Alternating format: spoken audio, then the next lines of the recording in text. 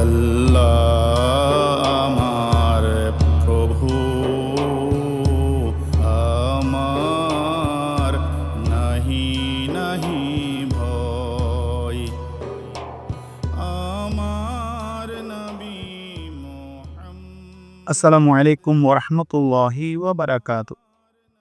ইন্নাল হামদুলিল্লাহ ওয়া শুকরুলিল্লাহ ওয়া সালাতু ওয়া সালামু আলা খায়রি খালকিল্লাহ। ফাউযু বিল্লাহি মিনাশ শাইতানির রাজীম। বিসমিল্লাহির রহমানির রহিম।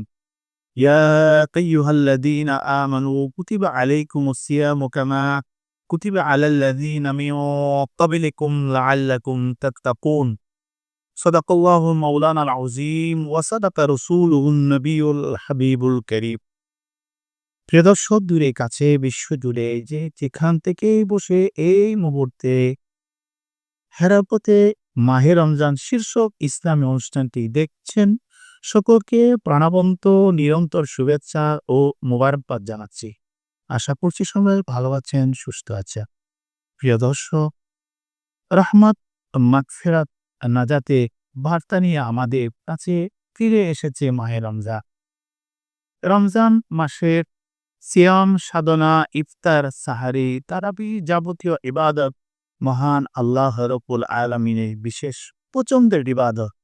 যেই ইবাদতের মাধ্যমে আল্লাহর বান্দা বান্দি মহান আল্লাহ রব্বুল আলামিনের খলিফার মর্যাদায় অভিষিক্ত হন। বান্দার মন, মনন, অন্তর, আত্মা পরিশুদ্ধ হয়। বান্দা রাসূল করিম সাল্লাল্লাহু আলাইহি ওয়াসাল্লামের প্রিয় উম্মত হয়। বান্দা আলোকিত মানুষ হয়। প্রিয় দর্শক, আমাদের এই পর্বে আলোচনার আলোচ্য বিষয় হচ্ছে রাহমাত, মাগফিরাত, নাজাতের মাস রমজান। রাসূল করিম সাল্লাল্লাহু আলাইহি ওয়াসাল্লাম হাদিসে পাকে ঘোষণা করেছেন, আউয়ালুহু রাহমা ওয়া আওসাতুহু মাগফিরা ওয়া আখিরুহু ইতকুম মিনান নার। প্রথম প্রথম দশক রাহমাত, মধ্য দশক মাগফিরাত এবং শেষ দশক জাহান্নাম থেকে মুক্তি।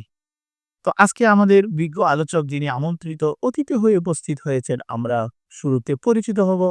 যিনি খাগড়াছড়ি কেন্দ্রীয় জামে মসজিদের সম্মানিত খতিব, ইসলামিক স্কলার, ইসলামী ব্যক্তিত্ব, প্রখ্যাত আলেমে দ্বীন মাওলানা মুহাম্মদ আব্দুল নবী হাক্কাক। আসসালামু আলাইকুম রহমতুল্লাহি ওয়াবারাকাতুহু। ওয়ালাইকুম আসসালাম ওয়া রাহমাতুল্লাহি ওয়া বারাকাতুহু। মোহতারাম, আপনাকে আমাদের স্টুডিওতে স্বাগত জানাচ্ছি। আলহামদুলিল্লাহ। শুরুতে দর্শক শ্রোতা যারা আমাদেরকে দেখছেন তাদের উদ্দেশ্যে রাহমত, প্রথম প্রথম দর্শক রাহমত এই বিষয়ে বিস্তারিত আলোচনা করুন। ধন্যবাদ বিজ্ঞ সঞ্চালক। আজকে আমরা অত্যন্ত গুরুত্বপূর্ণ এই বিষয়টা নিয়ে আলোচনা করার সুযোগ পেয়েছি। শুরুতে আমি বিজ্ঞ সঞ্চালক এবং হেরাপথের অনুষ্ঠানে যারা দায়িত্বশীল রয়েছেন সবাই মোবারকবাদ জানাই, ধন্যবাদ জানাই, অভিনন্দন জানাই। মাহে রমজান করিম অত্যন্ত গুরুত্বপূর্ণ একটি মাস, সম্মান একটি মাস, মর্যাদাবান মাস। নবীজি হাদিস শরীফের মধ্যে বলেছেন এই মাসটা হচ্ছে শাহরুল মুআসাত ও শাহরুস সাবাত, ভাতৃত্বের বন্ধনে আবদ্ধ হওয়ার মাস, ধৈর্যের মাস। এবং বিশেষ করে বলেছেন ক্বালা রাসূলুল্লাহি সাল্লাল্লাহু আলাইহি ওয়াসাল্লাম, এই রমজান মাসটা হচ্ছে এমন একটি মাস যে মাসের মধ্যবর্তী প্রথম শুরুতে বলা হয় যে আউয়ালুহু রাহমা, প্রথম 10 দিনকে রহমতের বলা হয়েছে। এই রহমত বলতে রহমত শব্দটা আসলে ব্যাপক একটা শব্দ। আমরা সবাই রহমত বলতে বুঝি আল্লাহ পাক বান্দাকে যত নিয়ামত দান করেন সকল নিয়ামতকে কিন্তু রহমত বলা হয়। বান্দা আল্লাহর পক্ষ থেকে যত কিছু পেতে পারেন, আল্লাহ পাক বান্দাকে যত কিছু দিতে পারেন সব কিছু কিন্তু রহমতের অন্তর্ভুক্ত। এখানে হায়াত বলি, রিজিক বলি, সম্মান বলি, অর্থনৈতিক অবস্থান, পারিবারিক অবস্থা, সামাজিক অবস্থান, দুনিয়াতে পরকালে সব জায়গায় এই রহমত শব্দটা কিন্তু এত ব্যাপক। এই শব্দটাই প্রমাণ করে আল্লাহ পাক বান্দাকে স্পেশালি মহব্বত করেছেন, ভালোবেসছেন। আর এই রমজান মাসের সিয়াম সাধনের মাধ্যমে আল্লাহ পাক বান্দাকে রহমত, 10 দিন রহমত বলতে বাকি 20 দিনে কিন্তু রহমত থেকে খালি নাই, পুরা বছর রহমত থাকবে, বাকি 20 দিনে রহমত পারি। কিন্তু এই 10 দিন হচ্ছে স্পেশাল রহমতের একটা বিষয়। এবং স্পেশাল রহমতটা হচ্ছে এমন, বান্দা আল্লাহর নিকট ফরিয়াদ করলে, মোনাজাত করলে, যখনই ফরিয়াদ করে তখনই কবুল হয়ে যায়। এবং বান্দাকে এত বেশি রহমত দান করেন, বান্দার শারীরিক সুস্থতা, খাবারের ব্যাপার, ইবাদতের ব্যাপার, রিয়াজতের ব্যাপার, বান্দার যত আমল, সকল আমলকে আল্লাহ পাক হাদিসে পাকের মতো রয়েছে রমজান মাসের প্রতিটি রাত গ্রহণযোগ্য রাত, প্রতিটি রাত কদরের মতো মকবুল একটা রাত। আসমানে প্রথম আসমানে এসে আল্লাহ পাক বান্দাকে আহ্বান করেন, ইয়া বাক ইয়া লুকাই আকবিল, এ সত্যের অনুসন্ধানকারীরা তোমরা সামনে আসো। ইয়া বাক ইয়া শার আফসির, যারা খারাপ চিন্তা ভাবনা করেছো, পাপের কাজ করার চিন্তা ভাবনা করেছো, বিরত হয়ে যাও। এই রমজান মাস হচ্ছে অতিরিক্ত ভালো কাজ করার, সৎ কাজ করে একটা বিষয়, এবং আল্লাহর দরবারে বান্দার সকল দোয়া, সকল মোনাজাত কবুল হওয়ার একটা মাধ্যম এ মাহে রমজান করিম।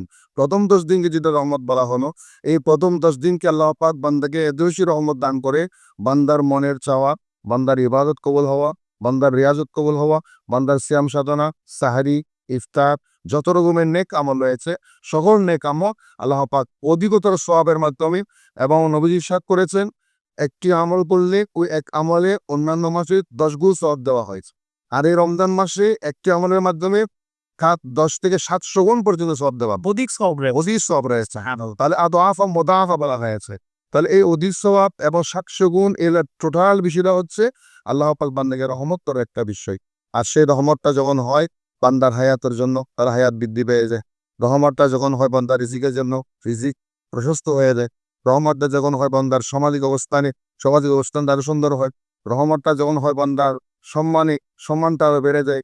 রহমতটা যখন হয় বান্দার সকল পাওনা, বান্দা যত মনোজাত করেন, প্রথম বিষয় হচ্ছে বান্দার দোয়া, মনের চাওয়া, যার যার যে অভাব-অনটন দূর হয়ে যায়, মুসিবত মুক্ত হয়ে যায়, বিপদ মুক্ত হয়ে যায়। আবার রহমতের আরেকটা অর্থ যদি আমরা করি, আসমানি বলা মুসিবত, বিপদ-আপদ, অসুস্থতা, এগুলা থেকে মাহে রমজান কারীমের উসিলায় আল্লাহ পাক বান্দাকে মুক্তি দান করে, সেবা দিয়ে সেবা দান করেন। বিশেষ করে এই রহমতটা হচ্ছে এমন একটা বিষয়, বান্দা যখন রমজানে সিয়াম সাধনা করে, সিয়াম সাধনার রুটি অন্য মাসের রুটিন একটু ভিন্ন। যেহেতু রমজানে ইশারের নামাজ, আবার তারাবির নামাজ, আবার তাহাজ্জুদের নামাজ টোটালি ভিন্ন হওয়ার কারণে বান্দার সামগ্রিক জীবনযাপন একটু চেঞ্জ হয়। এরপরেও কিন্তু তারা যায় ডিসিপ্লিন লাইফ। ডিসিপ্লিন লাইফ এবং নিয়মানুবর্তিতা এত সুন্দর হয়, এই রহমতটা আল্লাহ পাকের এই ডিসিপ্লিন লাইফটাই আমাদের ট্রেনিং দেয়। আগামী 11 মাসের সাথে আমরা এভাবে করে চলাফেরা করি, এভাবে জীবনযাপন করি, যাতে ইনশাল্লাহ আমাদের জীবনটা সুন্দর হয়, কামিয়াব হয় এবং সফল হয়।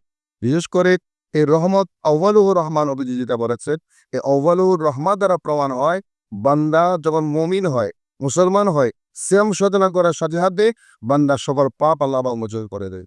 এবং বান্দা যখন আল্লাহর নিকট ফরিয়াদ করে, এবং যখন দেখা যাচ্ছে কোরআন তেলাওয়াত করে, তাসবিহ তাহলিল করে, সালাতুল আওয়াবিল করে, কার্যক্র করে, এই সমস্ত নেক আমলগুলা আল্লাহ রহমত দিয়ে রিসিভ করে নেয়।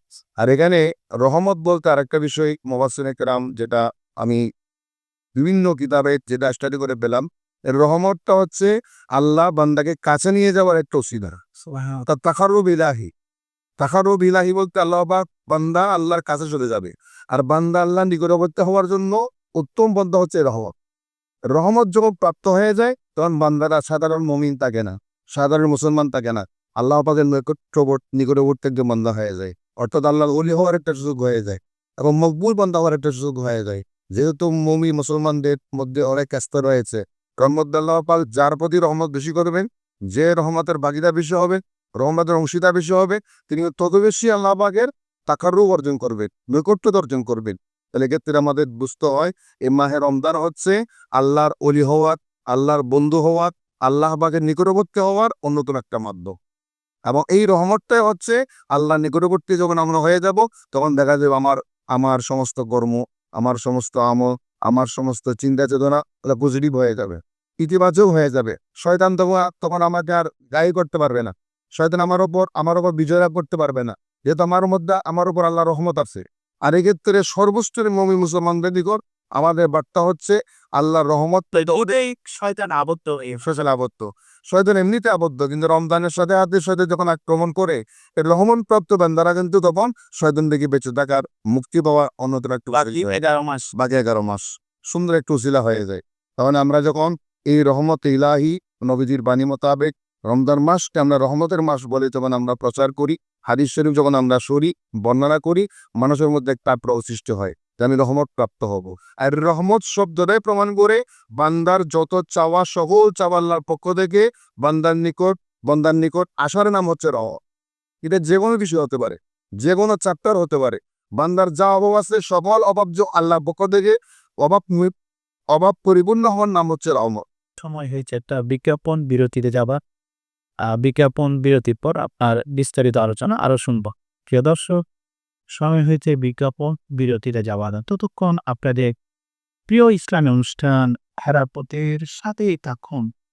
لبيك اللهم لبيك لبيك لا شريك لك لبيك إن الحمد দুই ফরমান গ্রুপের পক্ষ থেকে আপনাদেরকে আন্তরিক শুভেচ্ছা ও অভিনন্দন জানাচ্ছি। আমাদের এই দুই ফরমান গ্রুপে যাত্রা শুরু হয় 2012 সাল থেকে। হজ, উমরা, টিকিট, ভিসা সকল সার্ভিসগুলো আমরা এই একই ছাতার নিচে দিচ্ছি। আপনাদের এই সেবাগুলো গ্রহণ করার জন্য আমাদের পরিবার, এই দুই ফরমান পরিবারের সাথে আপনারা আস্থা রাখতে পারবেন, সেই প্রত্যাশা আপনাদের প্রতি রাখছি। আসসালামু আলাইকুম রহমতুল্লাহ।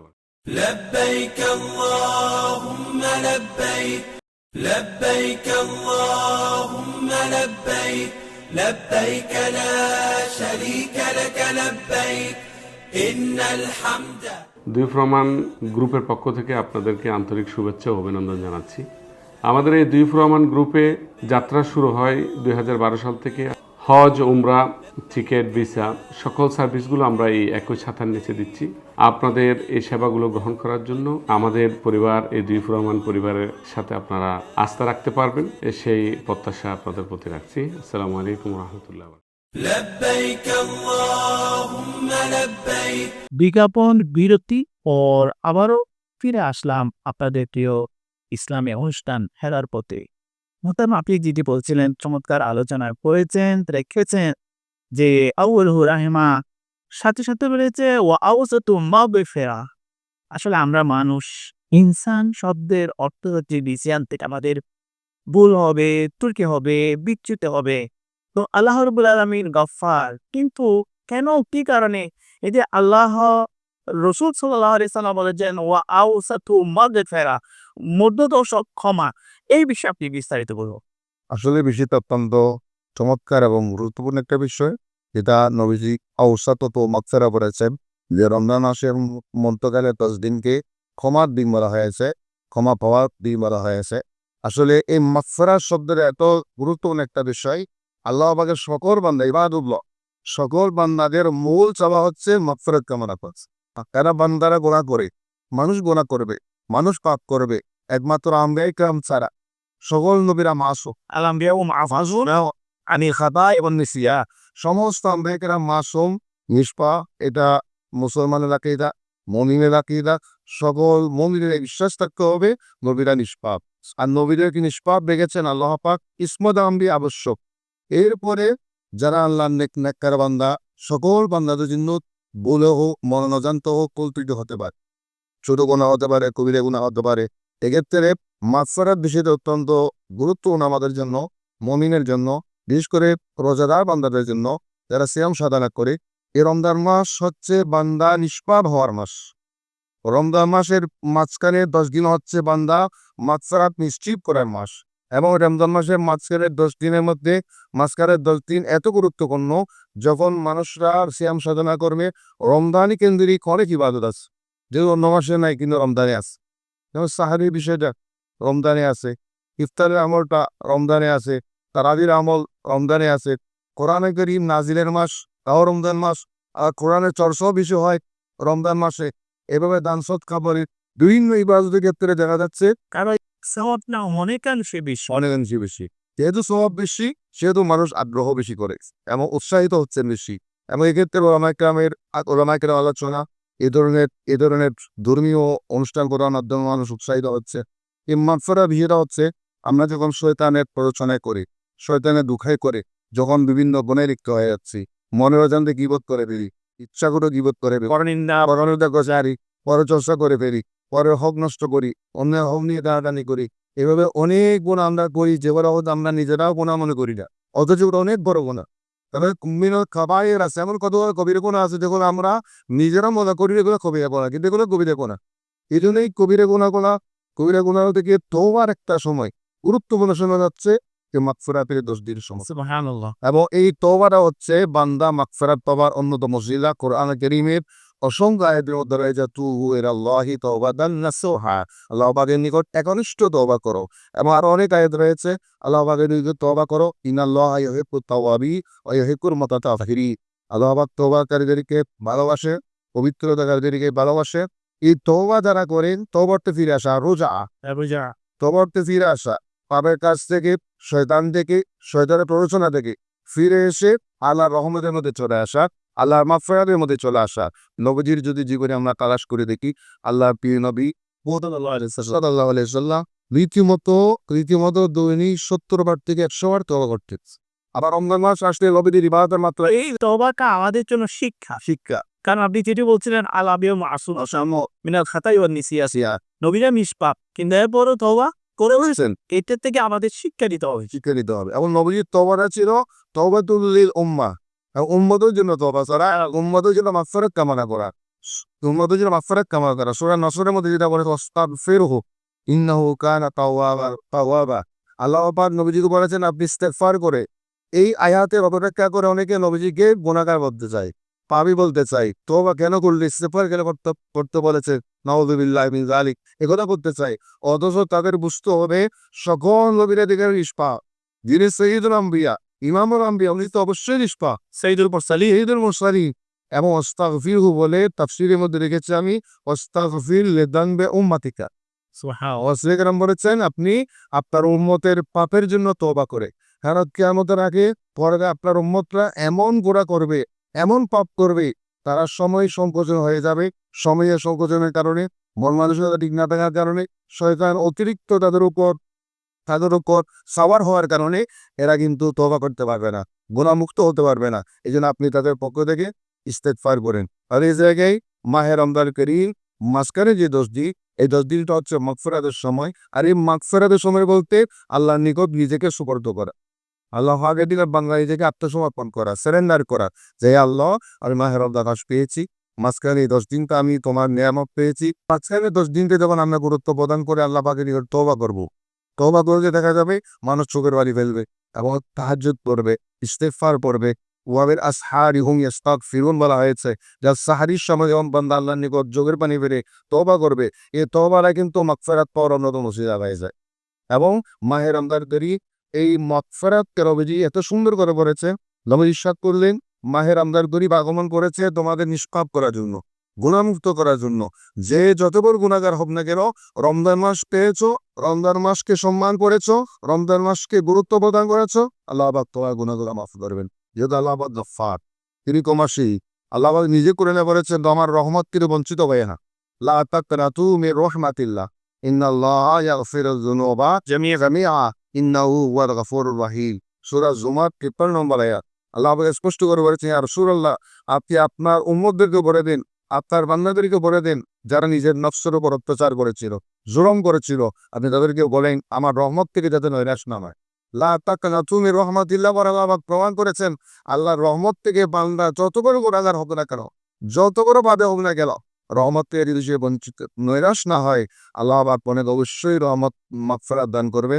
আর সে মাগফিরাত পাওয়ার সুবর্ণ সুযোগ হচ্ছে রমজান মাসের মাঝখানে যে 10 দিন, এই 10 দিনটা। সর্বশেষ আমাদের আরেকটি বিষয় রয়ে গিয়েছে, সেটা হচ্ছে ও আখিরহু ইক্কু মিনান নার, জাহান্নাম থেকে মুক্তি, জান্নাত লাভের জন্য আল্লাহ রাব্বুল আলামিন এই মাস আমাদেরকে দিয়েছে।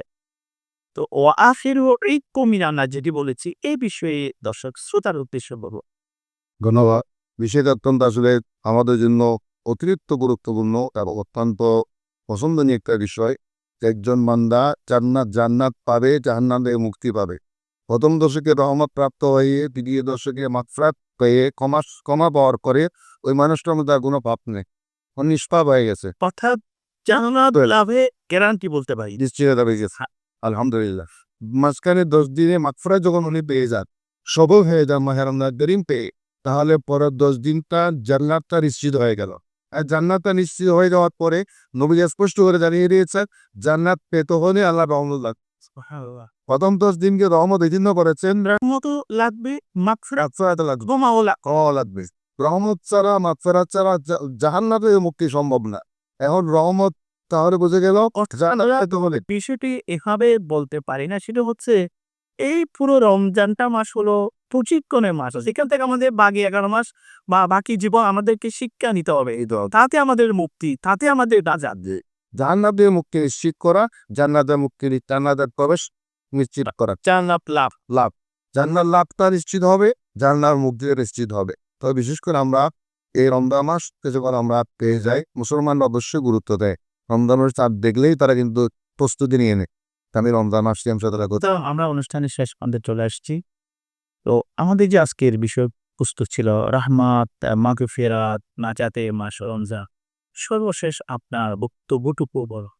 সর্বশেষ বক্তব্য হচ্ছে আজকের আলোচনার সাবস্টেন্স সারমর্ম হচ্ছে যে রমজান মাস হচ্ছে মুমিনের মুক্তির মাস, নাজাতের মাস, জান্নাতের মাস এবং আজান 11 মাসের পুরস্কারের মাস। এই রমজানটাই আমাদের জন্য বাতিল হবে। রমজানটাকে আমরা সম্মান করব, ইনশাআল্লাহ আমাদের আর বাকি জীবন সুন্দর হয়ে যাবে। মৌলানা মোহাম্মদ আব্দুল নবী হাক্কানি সাহেব, আপনাকে আবারও মোবারকবাদ ও ধন্যবাদ জানাচ্ছি। আমাদের স্টুডিওতে আপনি এসেছেন, কৃতজ্ঞতা জানাচ্ছি। আপনার মূল্যবান সময়টুকু আমাদেরকে দিয়েছে। প্রিয় দর্শক, আমরা চমৎকার আলোচনা শুনেছি। মহান আল্লাহ রাব্বুল আলামিন আমাদেরকে এই রমজানুল মুবারক দিয়েছেন বিশেষ করে জাহান্নাম থেকে মুক্তি, জান্নাত লাভের জন্য। জান্নাত হচ্ছে অনাদি অনন্তকাল সুখ, শান্তি, সমৃদ্ধির স্থায়ী আবাসস্থল জান্নাত। যে জান্নাতের শুরু আছে তার কোনো শেষ নেই, সুখের শুরু আছে তার কোনো শেষ নেই, আনন্দের শুরু আছে যার কোনো শেষ নেই।